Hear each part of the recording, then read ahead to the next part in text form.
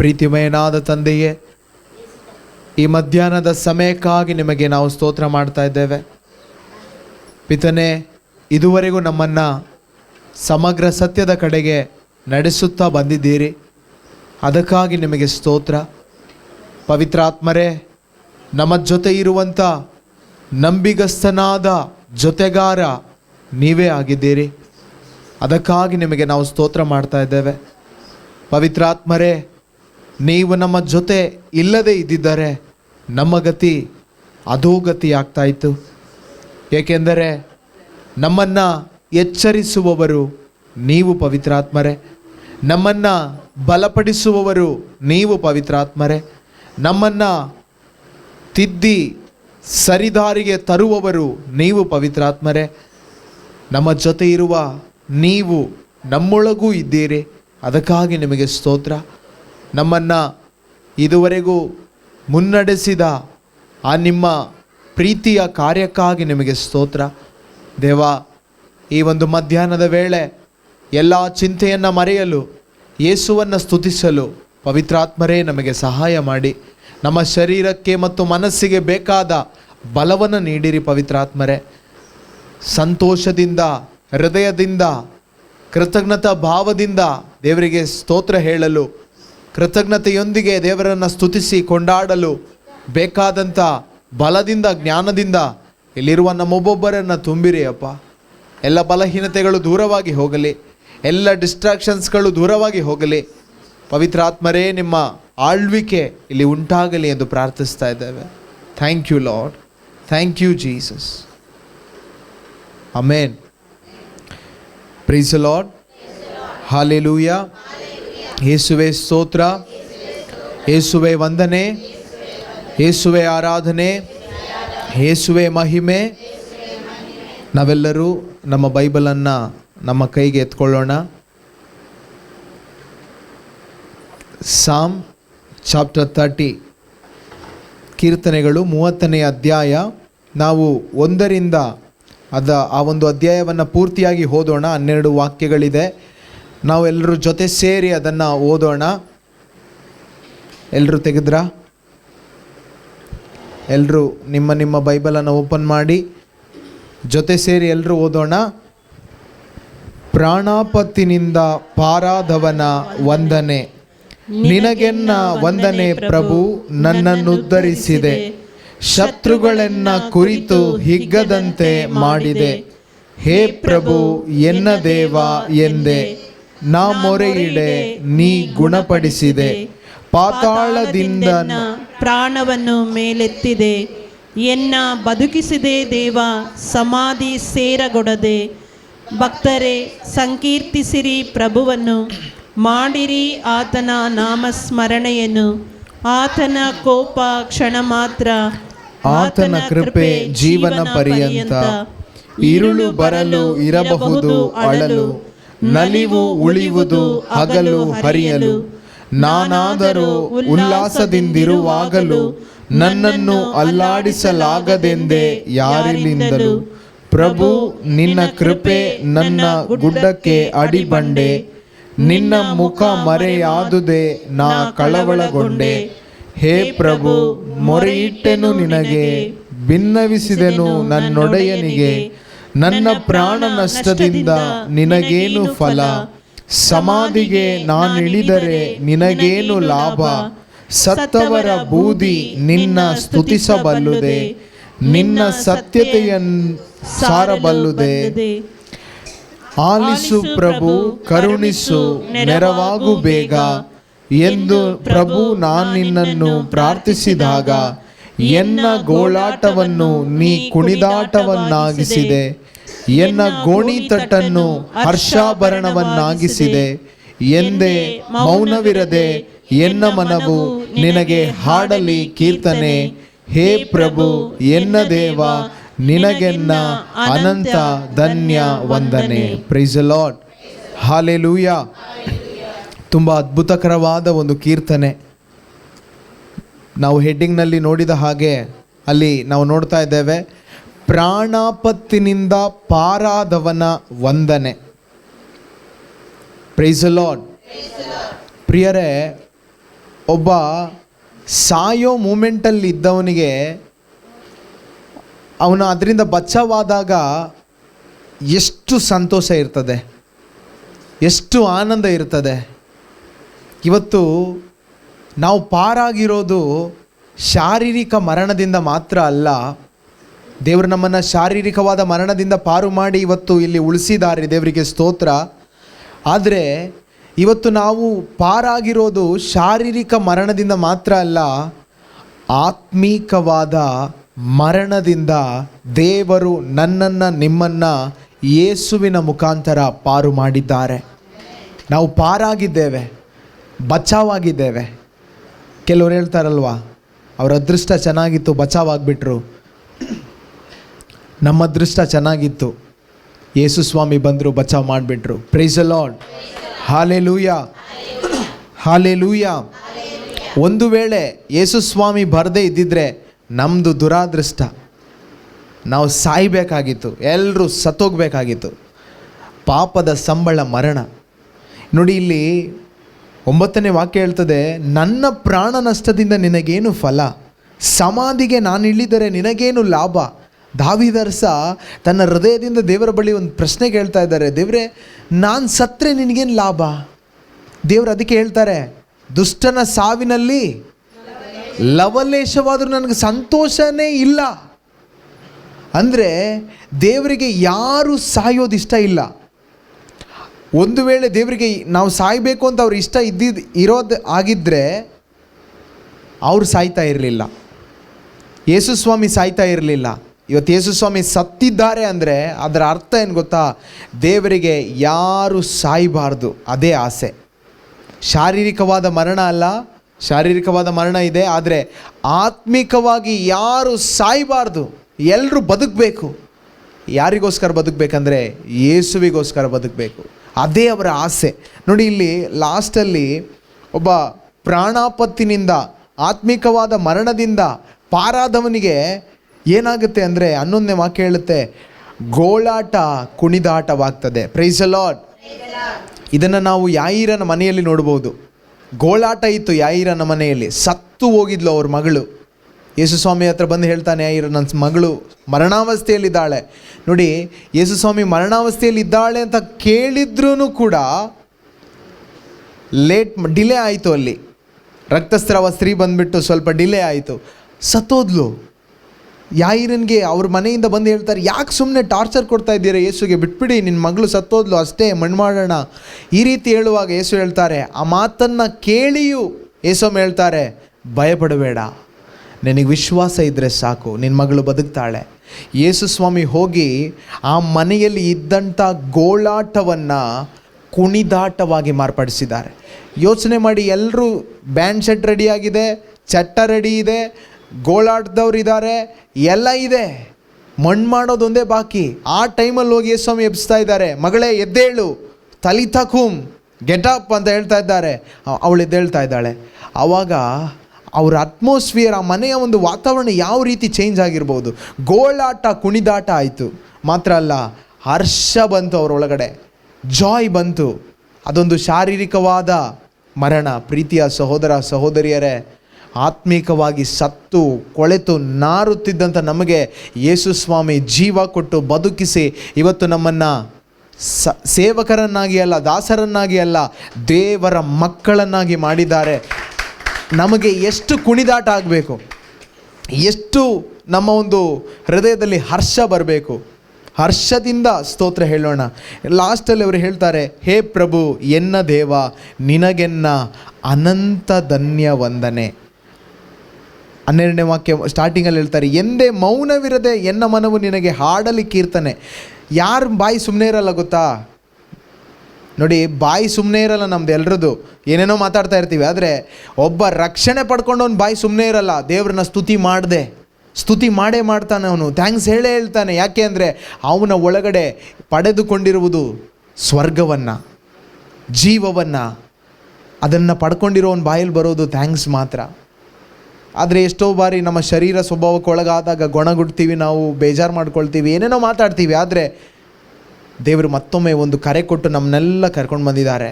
ಈ ಒಂದು ಮಧ್ಯಾಹ್ನದ ವೇಳೆ ನಮ್ಮ ಬಾಯಿಂದ ನಮ್ಮ ಹೃದಯದಿಂದ ಬರುವಂಥ ಕೃತಜ್ಞತಾ ಭಾವ ಬಾಯಿಂದ ಹೊರಗಡೆ ಬರಲಿ ಪ್ರಿಯರೇ. ಮಾಡೋಣವಾ? ಅಂಥ ಒಂದು ಸ್ತುತಿ ಸ್ತೋತ್ರ ಮಾಡೋಣವಾ? ಹೇಳೋಣವಾ? ಯೇಸುವಿಗೆ ಹೇಳೋಣವಾ, ನೀನೇ ನನ್ನ ಸ್ತುತಿಗೆ ಯೋಗ್ಯನು. ಯೇಸು ಸ್ವಾಮಿ ನಮ್ಮ ಸ್ತುತಿಗೆ ಯೋಗ್ಯರಾ? ನಾನು ಕೆಲವರೀಗ ಹೊಗಳಿಸ್ಕೊಳ್ತಾರೆ, ಹೊಗಳಿಸಿಕೊಳ್ಳುತ್ತಾರೆ, ಜೈಕಾರ ಹಾಕ್ಸ್ಕೊಳ್ತಾರೆ, ಅದಕ್ಕೆ ಅವರು ಯೋಗ್ಯರಾಗೋದಿಲ್ಲ, ಆಗಿರೋದಿಲ್ಲ, ಆದರೂ ಅವರು ಹೊಗಳಿಸ್ಕೊಳ್ತಾರೆ. ಆದರೆ ಯೇಸು ಸ್ವಾಮಿ ಅವ್ರಿಗೆ ಹೊಗಳುವಿಕೆ ಬೇಡ, ಆದರೂ ಅವರು ಯೋಗ್ಯರಾ? ಸ್ತುತಿಗೆ ಯೋಗ್ಯರಾ? ಆರಾಧನೆಗೆ ಯೋಗ್ಯರಾ? ಯಾರು? ಯೇಸು ಮಾತ್ರನೇ ಯೋಗ್ಯರು, ಬೇರೆ ಯಾರು ಯೋಗ್ಯರಲ್ಲ. ಆದ್ದರಿಂದ ಆ ಯೇಸುವನ್ನು ನಮ್ಮ ಹೃದಯದಿಂದ ಎಲ್ಲರೂ ಸೇರಿ ಎದ್ದು ನಿಂತು ಹೇಳೋಣ. ನಿನ್ನ ಪ್ರಾಣವನ್ನು ನೀಡಿ ನನ್ನನ್ನು ಬದುಕಿಸಿದೆ, ನಿಮಗೆ ಆರಾಧನೆ. ನಿನ್ನ ರಕ್ತವ ಸುರಿದು ನನ್ನನ್ನು ರಕ್ಷಣೆ ಮಾಡಿದೆ, ನಿಮಗೆ ಆರಾಧನೆ. ಯೇಸುವನ್ನು ನೋಡಿ ಕಣ್ಣುಗಳನ್ನು ಮುಚ್ಚಿ ಇರುವಂಥ ಜಾಗದಲ್ಲಿ ಕರಗಳನ್ನು ಎತ್ತಿ ಯೇಸು ಇಲ್ಲಿದ್ದಾರೆ, ಅವರನ್ನು ಗುರುತಿಸಿ ನಾವು ಅವರಿಗೆ ಥ್ಯಾಂಕ್ಸ್ ಹೇಳೋಣ. Thank you Jesus. ಯೇಸುವೇ ನಿಮಗೆ ಸ್ತೋತ್ರವಾಗಲಿ, ಯೇಸುವೇ ನಿಮಗೆ ವಂದನೆಯಾಗಲಿ, ಯೇಸುವೇ hallelujah. Thank you Jesus, hallelujah. ಪರಿಶುದ್ಧಾತ್ಮರೇ ಸ್ತೋತ್ರ, ಪರಿಶುದ್ಧಾತ್ಮರೇ ವಂದನೆ, ಪರಿಶುದ್ಧಾತ್ಮರೇ ಆರಾಧನೆ. Hallelujah, hallelujah, hallelujah, hallelujah. ಯೇಸುವೇ ಸ್ತೋತ್ರ, ಸ್ತೋತ್ರ, ಸ್ತೋತ್ರ, ಸ್ತೋತ್ರ, ಸ್ತೋತ್ರ, ಸ್ತೋತ್ರ, ಸ್ತೋತ್ರ. ಯೇಸುವೇ ವಂದನೆ, ವಂದನೆ, ವಂದನೆ, ವಂದನೆ, ವಂದನೆ, ವಂದನೆ, ವಂದನೆ. ಯೇಸುವೇ ಆರಾಧನೆ, ಆರಾಧನೆ, ಆರಾಧನೆ, ಆರಾಧನೆ ಯೇಸುವೇ. Hallelujah, hallelujah, hallelujah, hallelujah, hallelujah, hallelujah. ಯೇಸುವೇ ಸ್ತೋತ್ರ, ಸ್ತೋತ್ರ, ಸ್ತೋತ್ರ, ಸ್ತೋತ್ರ, ಸ್ತೋತ್ರ, ಸ್ತೋತ್ರ, ಸ್ತೋತ್ರ, ಸ್ತೋತ್ರ, ಸ್ತೋತ್ರ, ಸ್ತೋತ್ರ, ಸ್ತೋತ್ರ. ಯೇಸುವೇ ನೀನೇ యేసయ్య ನನ್ನ ಸ್ತುತಿಗೆ ಯೋಗ್ಯನು, ನಿನ್ನ ನಾಮಕ್ಕೆ ಯೋಗ್ಯವಾದ ಆರಾಧನೆ ಮಾಡುವೆನು. ನೀನೇ యేసయ్య ನನ್ನ ಸ್ತುತಿಗೆ ಯೋಗ್ಯನು, ನಿನ್ನ ನಾಮಕ್ಕೆ ಯೋಗ್ಯವಾದ ಆರಾಧನೆ ಮಾಡುವೆನು. ನೀನೇ యేసయ్య ನನ್ನ ಸ್ತುತಿಗೆ ಯೋಗ್ಯನು, ನಿನ್ನ ನಾಮಕ್ಕೆ ಯೋಗ್ಯವಾದ ಆರಾಧನೆ ಮಾಡುವೆನು. ನೀನೇ యేసయ్య ನನ್ನ ಸ್ತುತಿಗೆ ಯೋಗ್ಯನು, ನಿನ್ನ ನಾಮಕ್ಕೆ ಯೋಗ್ಯವಾದ ಆರಾಧನೆ ಮಾಡುವೆನು. ಯೇಸುವೇ ಆರಾಧನೆ, ಯೇಸುವೇ ಆರಾಧನೆ. ಜೀವಾಂತ್ಯ ಕಾಲವೆಲ್ಲ ನಾ ಮಾಡುವೆ ಆರಾಧನೆ. ಯೇಸುವೇ ಆರಾಧನೆ, ಯೇಸುವೇ ಆರಾಧನೆ, ಯೇಸುವೇ ಆರಾಧನೆ. ಜೀವಾಂತ್ಯ ಕಾಲವೆಲ್ಲ ನಾ ಮಾಡುವೆ ಆರಾಧನೆ.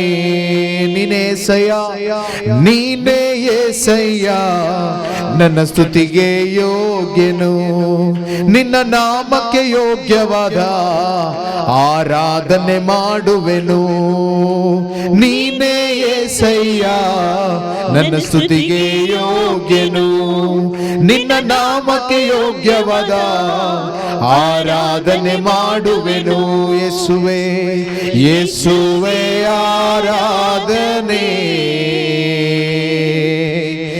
ಯೇಸುವೇ ಆರಾಧನೆ. ಜೀವಾಂತ್ಯ ಕಾಲವೆಲ್ಲ ನಾ ಮಾಡುವೆ ಆರಾಧನೆ.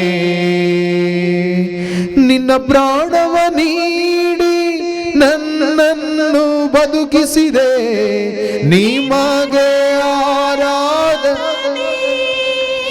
ನಿನ್ನ ರಕ್ತವ ಸುರಿಸಿ ರಕ್ಷಣೆಯ ನೀಡಿರುವೆ, ನಿಮಗೆ ಆರಾಧನೆ. ನಿನ್ನ ಪ್ರಾಣವ ನೀಡಿ ನನ್ನನ್ನು ಬದುಕಿಸಿದೆ, ನಿಮಗೆ ಆರಾಧನೆ. ನಿನ್ನ ರಕ್ತವ ಸುರಿಸಿ ರಕ್ಷಣೆಯ ನೀಡಿರುವೆ, ನಿಮಗೆ ಆರಾಧನೆ.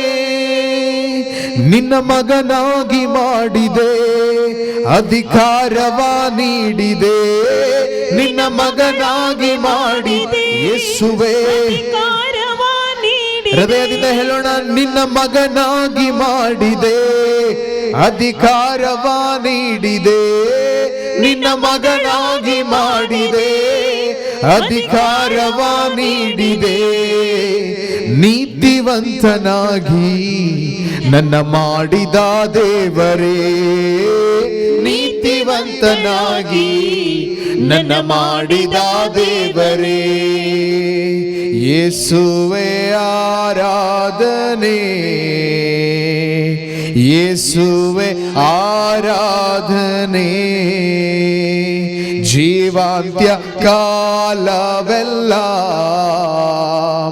ನಾ ಮಾಡುವೆ ಆರಾಧನೆ. ಯೇಸುವೇ, ಯೇಸುವೇ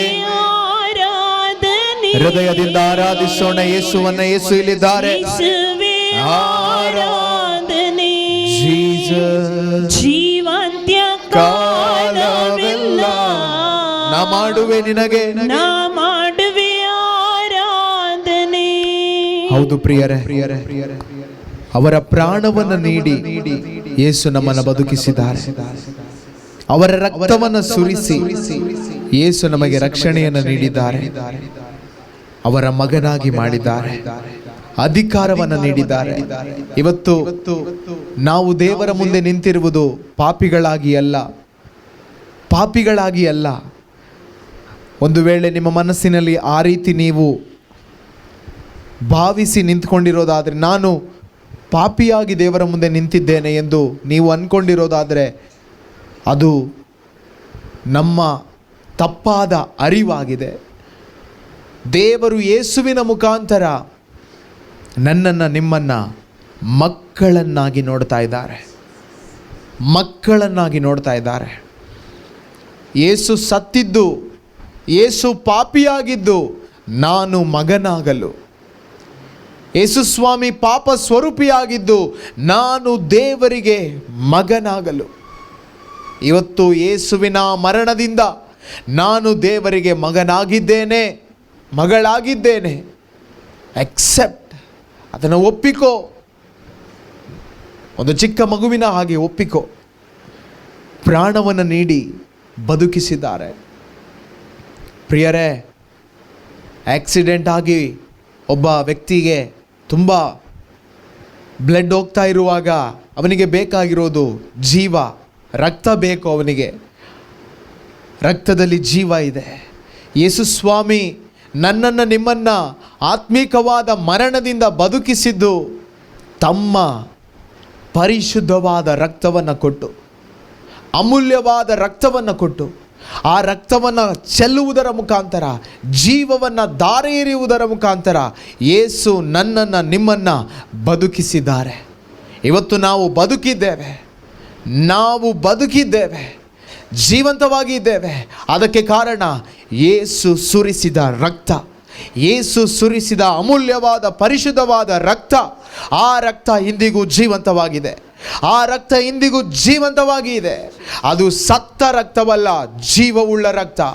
ಆ ಯೇಸುವಿನ ರಕ್ತ, ಒಂದು ವೇಳೆ ನಾವಿನ್ನೂ ಪಾಪದಲ್ಲಿ ಇರೋದಾದರೆ, ಪಶ್ಚಾತ್ತಾಪದಿಂದ ಆತನ ಮುಂದೆ ಬರುವಾಗ ಆ ರಕ್ತ ನಮ್ಮನ್ನು ತೊಳೆಯುವಂಥದ್ದಾಗಿದೆ. ಆ ರಕ್ತ ನಮ್ಮನ್ನು ಶುದ್ಧಿ ಮಾಡುವಂಥದ್ದಾಗಿದೆ. ಆ ರಕ್ತದ ಮುಂದೆ ನಾವು ಬಂದಿದ್ದೇವೆ.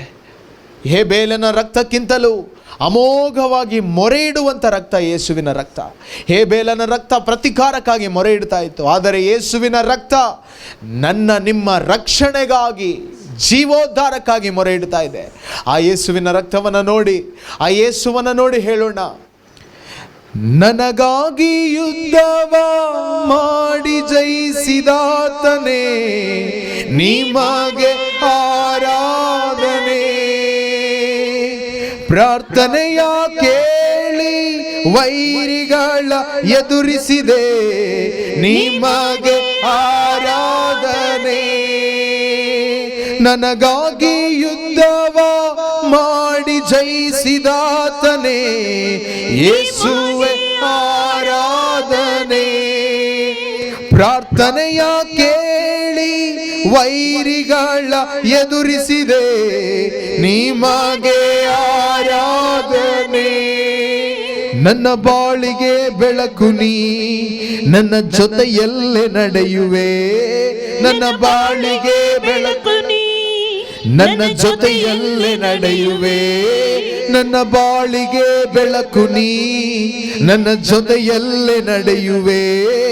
ನನ್ನ ಬಾಳಿಗೆ ಬೆಳಕು ನೀ, ಯೇಸುವೇ ನನ್ನ ಜೊತೆಯಲ್ಲೇ ನಡೆಯುವೆ.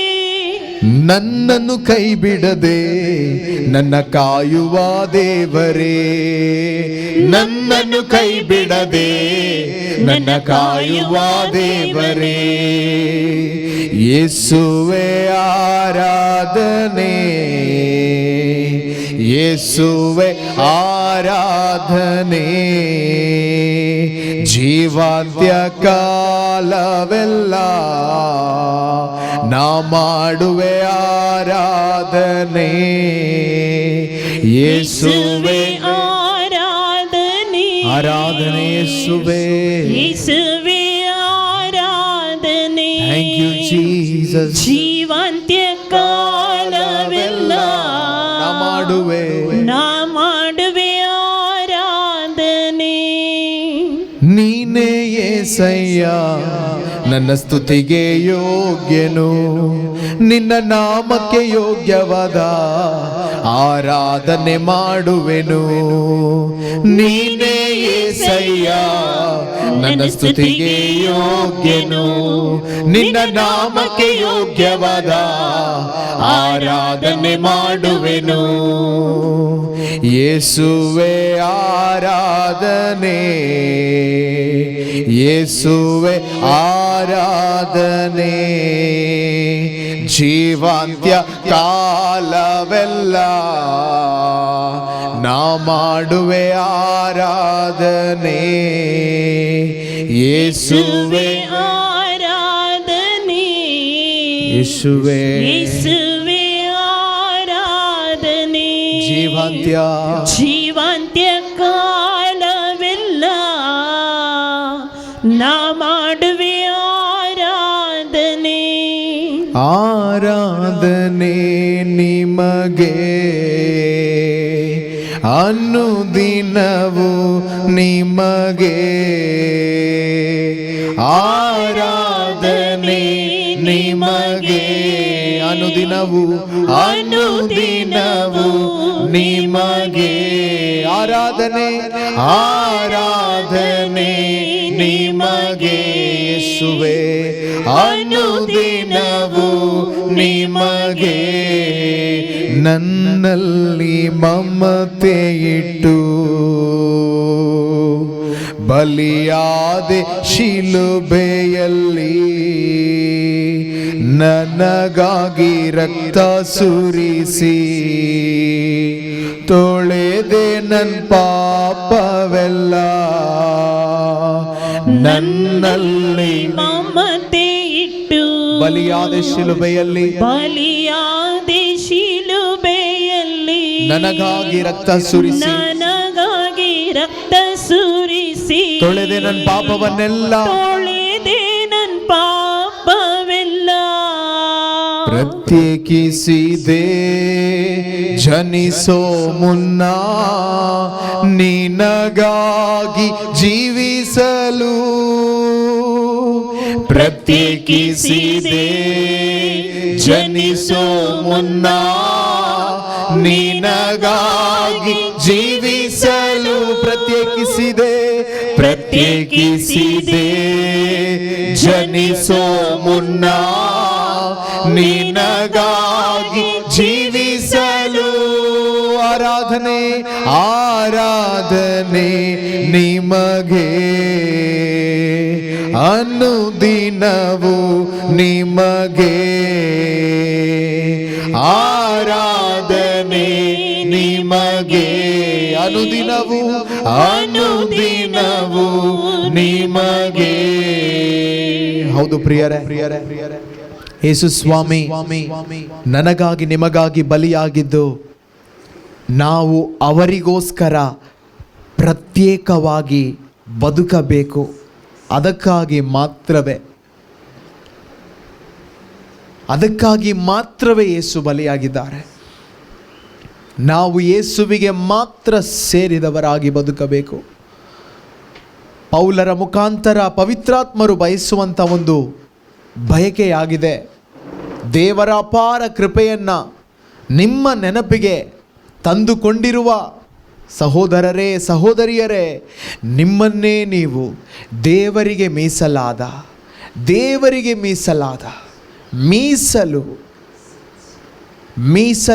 ಒಂದು ಬಲಿ. ಹೇಬೇಲನ್ನು ಸಲ್ಲಿಸಿದ್ದು ಮೀಸಲಾದ ಒಂದು ಬಲಿ. ಕಾಯಿನ ಸಮರ್ಪಿಸಿದ್ದು ಎಲ್ಲ ಮಿಶ್ರವಾದ ಬಲಿ. ಆದರೆ ಹೇಬೇಲನ ಕಾಣಿಕೆ, ಹೇಬೇಲನ ಬಲಿಯರ್ಪಣೆ ದೇವರು ಎಕ್ಸೆಪ್ಟ್ ಮಾಡಿದರು. ಏಕೆಂದರೆ ಅದು ಪ್ರತ್ಯೇಕವಾದ ಒಂದು ಬಲಿ, ಮೀಸಲಾದ ಒಂದು ಬಲಿ, ಸರ್ವೇಶ್ವರನಿಗೆ ಮೀಸಲಾದ ಒಂದು ಬಲಿ ಹೇಬೇಲ ಸಮರ್ಪಣೆ ಮಾಡ್ದ. ಇವತ್ತು ಈ ಒಂದು ಮಧ್ಯಾಹ್ನದ ವೇಳೆ ಈ ಒಂದು ಮನೆಯಲ್ಲಿ ಸೇರಿರುವಂಥ ನಾವೆಲ್ಲರೂ ದೇವರಿಗೆ ಸ್ತೋತ್ರ ಹೇಳ್ತಾ ಇದ್ದೇವೆ, ದೇವರಿಗೆ ಆರಾಧನೆ ಮಾಡ್ತಾ ಇದ್ದೇವೆ. ಆದರೆ ನಮ್ಮ ಈ ಸ್ತುತಿ ಆರಾಧನೆ, ನಮ್ಮ ಈ ಒಂದು ಬಲಿಯರ್ಪಣೆ ಮೀಸಲಾದ ಬಲಿಯರ್ಪಣೆಯಾಗಿದೆಯಾ, ಪ್ರತ್ಯೇಕಿಸಲ್ಪಟ್ಟ ಬಲಿಯರ್ಪಣೆಯಾಗಿದೆಯಾ, ಅಥವಾ ಮಿಶ್ರವಾದ ಎಲ್ಲರಿಗೂ ನಾವು ನಮ್ಮನ್ನು ಕೊಟ್ಟಿದ್ದೀವಿ, ದೇವರಿಗೂ ಕೊಡ್ತೀವಿ? ನೋ, ಅದು ಬೇಡ. ದೇವರಿಗೆ ಎಲ್ಲರಿಗೂ ನೀನು ಏನನ್ನು ಕೊಟ್ಟಿದೆಯೋ ಅದೇ ದೇವರಿಗೆ ಕೊಡೋದು ದೇವರು ಇಷ್ಟಪಡೋದಿಲ್ಲ. ದೇವರು ಬಯಸೋದು ನಿನ್ನನ್ನೇ ನೀನು ನನಗೆ ಮೀಸಲಾಗಿ ಕೊಡ್ತೀಯಾ. ಮೀಸಲು ಸಮುವೇಲ್ ಪ್ರವಾದಿ ಆ ಒಂದು ಏಲಿಯ ಆ ಒಂದು ಸನ್ನಿಧಿಯಲ್ಲಿ ಬದುಕುವಾಗ ದೇವರು ಸಮುವೇಲನನ್ನು ಬಯಸಿದ್ದು ಮೀಸಲಾಗಿ. ಹನ್ನ ಸಮುವೇಲನನ್ನು ದೇವರಿಗೆ ಮೀಸಲಾಗಿ ಕೊಟ್ಲು. ಇವತ್ತು ದೇವರು ಕೇಳ್ತಾ ಇದ್ದಾರೆ, ನೀನು ನನಗೆ ನಿನ್ನನ್ನು ಮೀಸಲಾಗಿ ಕೊಡ್ತೀಯಾ? ಮೀಸಲು, ಎಕ್ಸ್ಕ್ಲೂಸಿವ್ಲಿ ಫಾರ್ ಗಾಡ್, ದೇವರಿಗಾಗಿ ನಾವು ಹಾಡ್ತಾ ಇದ್ದೇವೆ ಪ್ರಿಯರೇ. ಪ್ರತ್ಯೇಕಿಸಿದೆ ಜನಿಸೋ ಮುನ್ನ. ಇವತ್ತು ನನ್ನನ್ನು ನಿಮ್ಮನ್ನು ದೇವರು ಸಪ್ರೇಟ್ ಮಾಡಿದ್ದಾರೆ. ನಾವು ಲೋಕಕ್ಕೆ ಸೇರಿದವರಲ್ಲ, ನಾವು ಪಾಪಕ್ಕೆ ಸೇರಿದವರಲ್ಲ, ನಾವು ಸೈತಾನನಿಗೆ ಸೇರಿದವರಲ್ಲ, ನಾವು ಮರಣಕ್ಕೆ ಸೇರಿದವರಲ್ಲ, ನಾವು ಶಾಪಕ್ಕೆ ಸೇರಿದವರಲ್ಲ. ಏಕೆಂದರೆ ದೇವರು ಯೇಸು ಕ್ರಿಸ್ತನ ರಕ್ತದ ಮುಖಾಂತರ ನಿನ್ನನ್ನು ಪ್ರತ್ಯೇಕಿಸಿದ್ದಾರೆ. You are separated from this world. ಅದಕ್ಕೆ ನಿನ್ನ ಮೇಲೆ ಲೋಕಕ್ಕೆ ದ್ವೇಷವಿದೆ. ಆದರೆ ಭಯಪಡಬೇಡ, ನಿನ್ನ ಜೊತೆ ದೇವರಿದ್ದಾರೆ. ದೇವರು ನಿನ್ನ ಜೊತೆ ಇರುವಾಗ ನಮ್ಮನ್ನು ವಿರೋಧಿಸುವವರು ಯಾರೂ ಇಲ್ಲ. ಪ್ರಿಯರೇ, ಇವತ್ತು ಆ ದೇವರು ನಮ್ಮ ಸಂಗಡ ಇದ್ದಾರೆ. ಇಮ್ಯಾನುವೇಲ್, ನಮ್ಮ ಜೊತೆ ಇರುವ ದೇವರು. ಅವರನ್ನು ನೋಡಿ ಹೇಳೋಣ, ತಂದೆಯಾದ ನನ್ನ ದೇವರೇ, ನಿಮಗೆ ಮಹಿಮೆ, ನಿಮಗೆ ಮಹತ್ವ. ಪ್ರಿಯರೇ, ಬೇರೆ ಯಾರಿಗೂ ಮಹಿಮೆ ಬೇಡ, ಬೇರೆ ಯಾರಿಗೂ ಮಹತ್ವ ಬೇಡ. ಯೇಸುವಿಗೆ ಮಾತ್ರ ಮಹಿಮೆ, ಯೇಸುವಿಗೆ ಮಾತ್ರ ಮಹತ್ವ. ಏಕೆಂದರೆ ರಕ್ತ ಕೊಟ್ಟಿದ್ದು ಯಾವುದೋ ಅಧಿಕಾರಿ ಅಲ್ಲ, ಯಾವುದೋ ಪಾಸ್ಟರ್ ಅಲ್ಲ, ಯಾವುದೋ ಬ್ರದರ್ ಅಲ್ಲ, ಯಾವುದೋ ವ್ಯಕ್ತಿ ಅಲ್ಲ. ನನಗೋಸ್ಕರ ನಿನಗೋಸ್ಕರ ರಕ್ತ ಕೊಟ್ಟಿದ್ದು ಯೇಸು. ಪ್ರಿಯರೇ, ಯೇಸು ರಕ್ತ ಕೊಟ್ಟಿದ್ದಾರೆ. ನನ್ನಲ್ಲಿ ಮಮತೆ ಇಟ್ಟು ಬಲಿಯಾಗಿದ್ದು ಯೇಸು, ರಕ್ತ ಕೊಟ್ಟಿದ್ದು ಯೇಸು, ಪ್ರತ್ಯೇಕಿಸಿದ್ದು ಯೇಸು. ಆ ಯೇಸುವನ್ನು ನೋಡಿ ಹೇಳು, ತಂದೆಯಾದ ನಂದೇವನೇ, ಕರ್ತನೇ ನನ್ನ ತಂದೆಯೇ. ತಂದೆಯಾದ ನಂದೇವನೇ, ಕರ್ತನೇ ನನ್ನ ತಂದೆಯೇ. ಮಹಿಮೆಯು ಮಹತ್ವವು ನಿಮಗೆ ತಾನೇ ಎಂದೆಂದಿಗೂ.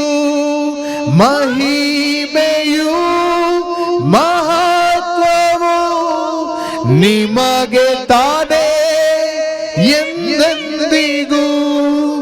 ಮಹಿಮೆಯು ಮಹತ್ವವು ನಿಮಗೆ ತಾನೇ ಎಂದೆಂದಿಗೂ ಮಹಿಮೆ ಮಹತ್ವವು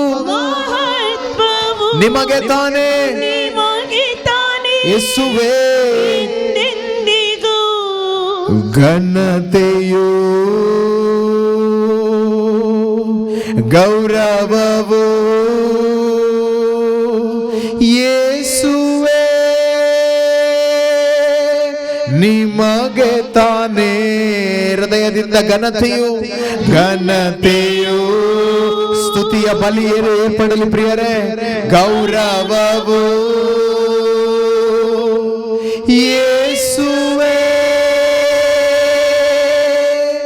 ನಿಮಗೆ ತಾನೇ. ನನ್ನಲ್ಲಿ ಮಮತೆ ಇಟ್ಟು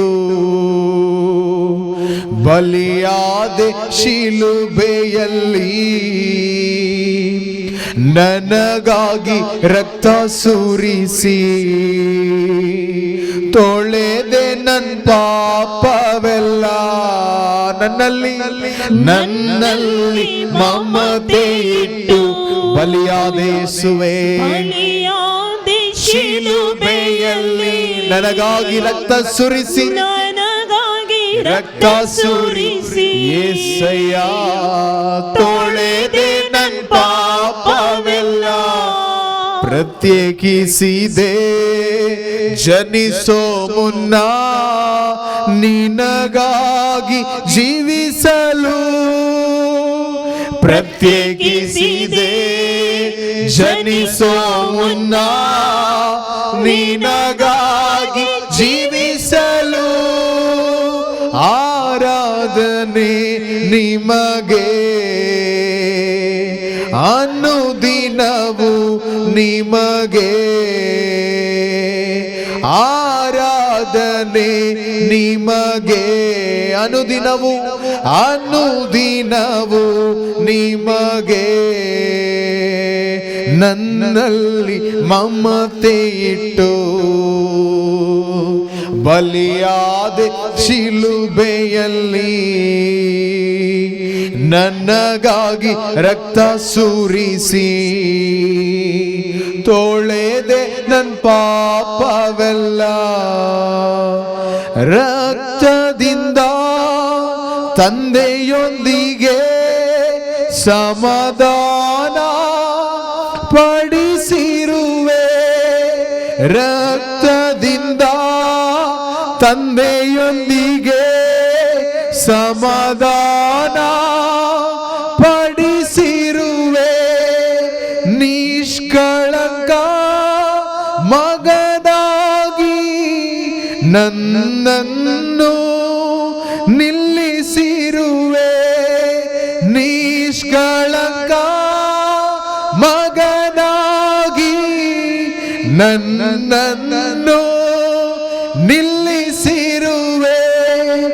ನಿಷ್ಕಳಂಕ ಮಗನಾಗಿ ನನ್ನನ್ನು ನಿಲ್ಲಿಸಿರುವೆ.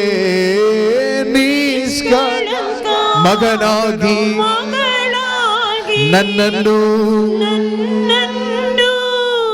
ನಿಲ್ಲಿಸಿರುವೆ. ಘನತೆಯು ಗೌರವವು ಯೇಸುವೇ ನಿಮಗೆ ತಾನೇ. ಘನತೆಯು ಯೇಸುವಿಗೆ ಮಾತ್ರ. ಗೌರವವು ಯೇಸುವೇ ನಿಮಗೆ ತಾನೇ. ನನ್ನಲ್ಲಿ ಮಮತೆ ಇಟ್ಟು ಬಲಿಯಾದೆ ಶಿಲುಬೆಯಲ್ಲಿ, ನನಗಾಗಿ ರಕ್ತ ಸುರಿಸಿ ತೊಳೆದೆ ನನ್ನ ಪಾಪವೆಲ್ಲ.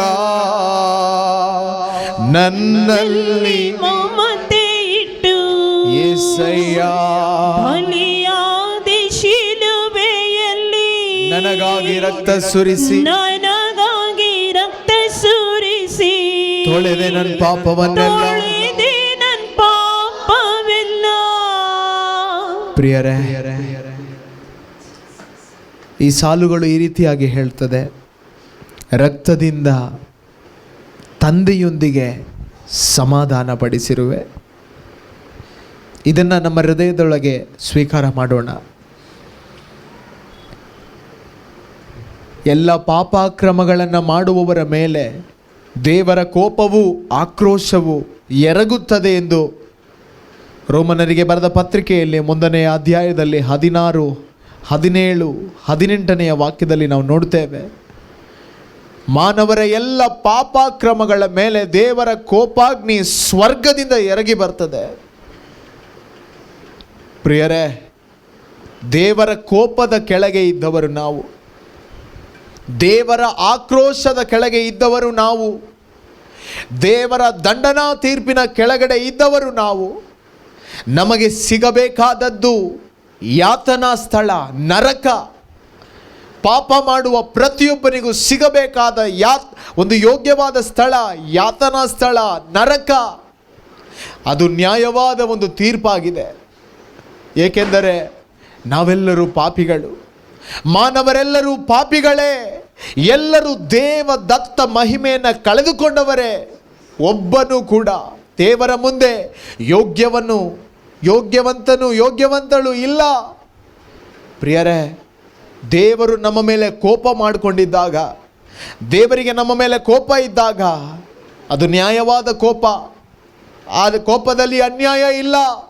ಹೋಲಿ ಹ್ಯಾಂಗರ್, ಒಂದು ಪರಿಶುದ್ಧವಾದ ಕೋಪವಾಗಿದೆ ಅದು. ಪಾಪ ಮಾಡುವಾಗ ದೇವರು ನಮ್ಮ ಮೇಲೆ ಕೋಪಗೊಳ್ತಾರೆ, ಅದು ಪರಿಶುದ್ಧವಾದ ಕೋಪ. ಆ ಕೋಪದ ಕೆಳಗಡೆ ನಾನು ನೀವು ಇದ್ವಿ. ಆದರೆ ಇಲ್ಲಿ ಹಾಡಿನ ಸಾಲುಗಳಲ್ಲಿ ನಾವು ಕೇಳಿಸ್ಕೊಳ್ತಾ ಇದ್ದೇವೆ, ರಕ್ತದಿಂದ ತಂದೆಯೊಂದಿಗೆ ಸಮಾಧಾನ ಪಡಿಸಿರುವೆ. ಯೇಸುವಿನ ರಕ್ತವನ್ನು ಅಪ್ಪ ನೋಡುವಾಗ ಅಪ್ಪನ ಕೋಪ ತಣ್ಣಗಾಗಿದೆ. ಯೋನ ಪ್ರವಾದಿ ಹೋಗಿ ಆ ನಿನವೆ ಪಟ್ಟಣದ ಜನರಿಗೆ ಹೇಳ್ತಾರೆ, 40 ದಿನದಲ್ಲಿ ದೇವರು ನಿಮ್ಮನ್ನು ನಾಶ ಮಾಡ್ತಾರೆ. ಆ ಜನ ಪಶ್ಚಾತ್ತಾಪಪಟ್ಟು ಗೋಣಿ ತಟ್ಟನ್ನು ಹುಟ್ಟಿಕೊಂಡು ಬೂದಿಯಲ್ಲಿ ಕುಳಿತುಕೊಳ್ತಾರೆ. ಅದನ್ನು ನೋಡಿದಂಥ ದೇವರು ಹೇಳ್ತಾರೆ, ಸದ್ಯಕ್ಕೆ ಇವರಿಗೆ ಶಿಕ್ಷೆ ಬೇಡ ಎಂದು ತಡೆ ಹಿಡಿತಾರೆ. ಯೇಸು ಹೇಳ್ತಾರೆ, ಪ್ರವಾದಿ ಯೋನನಿಗಿಂತಲೂ ಮೇಲಾದವನು ಇಗೋ ಇಲ್ಲಿದ್ದಾನೆ.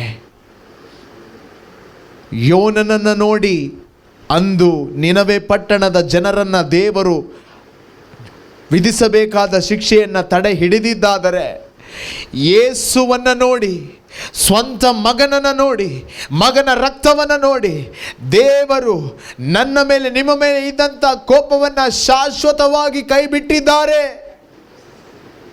ದೇವರಿಗೆ ನಮ್ಮ ಮೇಲೆ ಇಂದು ಕೋಪ ಇಲ್ಲ, ಪ್ರೀತಿ ಮಾತ್ರ ಇದೆ ಪ್ರಿಯರೇ. ಏಕೆಂದರೆ ಮಗನ ರಕ್ತವನ್ನು ದೇವರು ನೋಡ್ತಾ ಇದ್ದಾರೆ, ಯೇಸುವಿನ ರಕ್ತವನ್ನು ನೋಡ್ತಾ ಇದ್ದಾರೆ. ಆದರೆ ಇನ್ನು ಎಷ್ಟೋ ಜನ ದೇವರ ಕೋಪದ ಕೆಳಗಡೆ ಇದ್ದಾರೆ. ಕಾರಣ ಪುತ್ರನಲ್ಲಿ ವಿಶ್ವಾಸವಿಲ್ಲ, ಯೇಸುವಿನಲ್ಲಿ ವಿಶ್ವಾಸವಿಲ್ಲ, ಯೇಸುವಿನ ರಕ್ತಕ್ಕೆ ಬೆಲೆ ಕೊಡ್ತಾ ಇಲ್ಲ. ಅಪ್ಪ ಆ ವಿಷಯದಲ್ಲಿ ಸಹಿಸೋದಿಲ್ಲ, ಅಪ್ಪ ಆ ವಿಷಯದಲ್ಲಿ ಸಹಿಸೋದಿಲ್ಲ. ಮಗನ ರಕ್ತಕ್ಕೆ ಯಾರೆಲ್ಲ ಬೆಲೆ ಕೊಡಲ್ವೋ ಅವರಿಗೆ ದೇವರು ಕೂಡ ಬೆಲೆ ಕೊಡೋದಿಲ್ಲ. ಆದರೆ ಯಾರು ಮಗನ ರಕ್ತಕ್ಕೆ ಬೆಲೆ ಕೊಟ್ಟು, ಯೇಸುವೆ ನನಗಾಗಿ ನಿಮ್ಮ ರಕ್ತವನ್ನು ಸುರಿಸಿದವರೇ, ನೀವೇ ನನ್ನ ರಕ್ಷಕ ಪ್ರಭು ಎಂದು ಒಪ್ಪಿಕೊಂಡು ಪಶ್ಚಾತ್ತಾಪದಿಂದ ಯೇಸುವನ್ನು ಸ್ವೀಕರಿಸ್ತಾರೋ ಅವರನ್ನು ತಂದೆ ಕ್ಷಮಿಸ್ತಾರೆ, ಮಗನಾಗಿ ಒಪ್ಪಿಕೊಳ್ತಾರೆ. ಇವತ್ತು ಸಮಾಧಾನ ಆಗಿದ್ದಾರೆ. ದೇವರೇ ನಮ್ಮೊಂದಿಗೆ ಸಮಾಧಾನ ಮಾಡಿಕೊಂಡಿದ್ದಾರೆ. ಇವತ್ತು ಕೂಡ ಕರೆ ಕೊಡ್ತಾ ಇದ್ದಾರೆ. ಯಾರೆಲ್ಲ ನೀವು ಆನ್ಲೈನ್ನಲ್ಲಿ ಜಾಯ್ನ್ ಆಗಿದ್ದೀರೋ, ಇಲ್ಲಿ ಮನೆಯಲ್ಲಿ ನೀವು ಯಾರೆಲ್ಲ ಇದ್ದೀರೋ, ದೇವರ ಜೊತೆ ಕೋಪದಲ್ಲಿ ಇರುವವರೇ, ದೇವರೇ ಬಂದು ನಿಮ್ಮ ಜೊತೆ ಸಮಾಧಾನ ಮಾಡಿಕೊಳ್ಳೋದಕ್ಕೆ ಬಯಸ್ತಾ ಇದ್ದಾರೆ. ಒಂದು ಸಂಧಾನ ಆಗಲು ದೇವರು ಬಂದಿದ್ದಾರೆ. Are you ready for reconcile?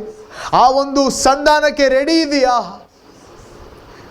ಜೆರುಸಲೇಮೇ, ಜೆರುಸಲೇಮೇ, ಏಕೆ ನೀನು ಅರ್ಥ ಮಾಡ್ಕೊಳ್ತಾ ಇಲ್ಲ? ಕೋಳಿ ತನ್ನ ಮರಿಗಳನ್ನು ರೆಕ್ಕೆಗಳಡಿ ಇಟ್ಟು ಸೇರಿಸಿಕೊಳ್ಳುವ ಹಾಗೆ ದೇವರು ನಿನ್ನನ್ನು ಅಪ್ಪಿಕೊಂಡು ಅರಸಿ ಬಂದ ಕಾಲವನ್ನು ನೀನು ಅಲಕ್ಷ್ಯ ಮಾಡಿದೆ. ಇವತ್ತು ನಾವು ಅಲಕ್ಷ್ಯ ಮಾಡ್ತಾ ಇರೋದಾದರೆ ಪಶ್ಚಾತ್ತಾಪ ಪಡೋಣ. ದೇವರು ನಮ್ಮೊಂದಿಗೆ ಸಂಧಾನ ಆಗಲು ಬಂದಿದ್ದಾರೆ. ಸಮಾಧಾನ ಮಾಡಿಕೊಳ್ಳಲು ಬಂದಿದ್ದಾರೆ. ದೇವರಿಗೆ ನೀನು ಏನು ಮಾಡಿದೆ ಅದು ಬೇಡ, ಒಪ್ಪಿಕೊಳ್ತೀಯಾ? ಹೌದು ಅಪ್ಪ, ನಾನು ಪಾಪಿ, ನಾನು ಮಾಡಿದ್ದು ನಿಮಗೆ ವಿರೋಧವಾದದ್ದನ್ನೇ, ನಿಮಗೆ ಇಷ್ಟವಿಲ್ಲದನ್ನೇ, ನನ್ನನ್ನು ಕ್ಷಮಿಸಿ ಎಂದು ಒಪ್ಪಿಕೊಂಡು ನೀನು ದೇವರ ಮುಂದೆ ಶರಣಾಗೋದಾದರೆ ದೇವರು ನಿನ್ನ ಜೊತೆ ಸಂಧಾನ ಆಗ್ತಾರೆ.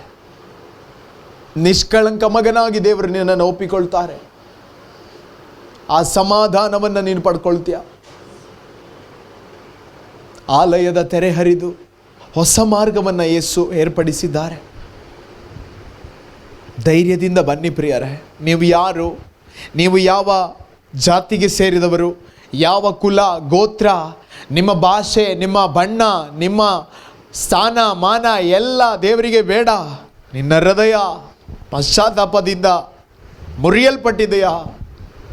ಬಾ, ಯೇಸುವಿನ ಬಳಿಗೆ ಬಾ. ಜೀವ ಕೊಡುವಂಥ ನೀರಿನ ಬಳಿಗೆ ಬಾ.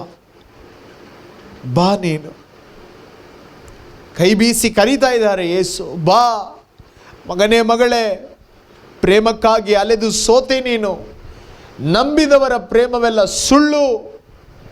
ಆದರೆ ಬಾ, ನಿನಗಾಗಿ ಒಂದು ಪ್ರೇಮ ಕಾಯ್ತಾ ಇದೆ, ಯೇಸುವಿನ ಪ್ರೇಮ. ಆ ಪ್ರೇಮದ ಬಳಿಗೆ ಬಾ. ಕಮಾನ್, ಬಾ ಎಂದು ಕರೀತಾ ಇದ್ದಾರೆ. ಹಠಮಾರಿಗಳಾಗದೆ ಬರುವುದಾದರೆ ಈ ದಿನವೇ ನಿನ್ನ ಜೀವನದ ಬಿಡುಗಡೆಯ ದಿನ, ನಿನ್ನ ಜೀವನದ ರಕ್ಷಣೆಯ ದಿನ. ಇಂದು ಈ ಮನೆ ಉದ್ಧಾರವಾಯಿತು ಎಂದು ಹೇಳುವಂಥ ದಿನ ನೀನು ಬರುವುದಾದರೆ, ಅಂದು ದುಂದುಗಾರನ ಮಗ ತೀರ್ಮಾನ ಮಾಡಿ ಹೊರಡುತ್ತಾನೆ, ಅಂತೆಯೇ ಎದ್ದು ಹೊರಟ ಎಂದು ದೇವರ ವಾಕ್ಯ ಹೇಳ್ತದೆ. ನೀನು ಅಂತೆಯೇ ಎದ್ದು ಹೊರಡುವುದಾದರೆ ನಿನ್ನ ಬಿಡುಗಡೆಯ ದಿನ. ಯೇಸುವನ್ನು ನೋಡಿ ಹೇಳು, ಏನನ್ನು ಕಂಡು ನನ್ನಲ್ಲಿ ಇಷ್ಟೊಂದು ಪ್ರೀತಿ ಇಟ್ಟು ನನ್ನನ್ನು ಆರಿಸಿ ತೆಗೆದೆ. ಅರ್ಹತೆ ಇಲ್ಲದ ನನಗೆ ಆಧಾರವಾಗಿ ನಿಂತು ಆತ್ಮದಿ ಅಲಂಕರಿಸಿದೆ.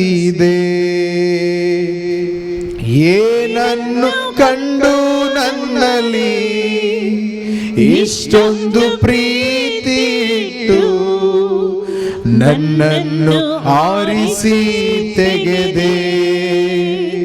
ಅರ್ಹತೆ ಇಲ್ಲದ ನನಗೆ ಆಧಾರವಾಗಿ ನಿಂತು ಆತ್ಮದಿ ಅಲಂಕರಿಸಿದೆ. ಬದುಕೋದಾದರೆ ಅದು ನಿನಗಾಗಿಯೇ, ಈ ಜೀವವು ನಿನ್ನ ಸೇವೆಗೆ. ಬದುಕೋದಾದರೆ ನಿನ್ನ ಹೃದಯದಿಂದ ತೀರ್ಮಾನ ಮಾಡಿ ಹೇಳು, ಅದು ನಿನಗಾಗಿ. ಯೇಸುವೇ, ಈ ಜೀವವು ನಿನ್ನ ಸೇವೆಗೆ. Hallelujah, hallelujah, hallelujah, hallelujah. ಯೇಸುವೇ, ಯೇಸುವೇ ಸ್ತೋತ್ರ. Thank you Jesus, praise you Jesus.